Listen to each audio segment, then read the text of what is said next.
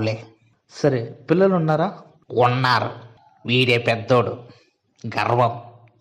రే గర్వం, సార్కి నమస్కారం చెప్పు.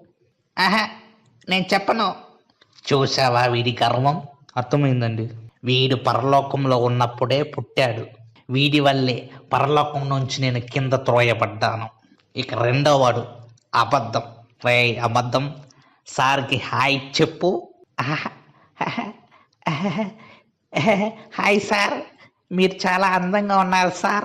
అంటే ఇది ఎస్, అబద్ధం. వాడు చెప్పేదంతా అబద్ధం.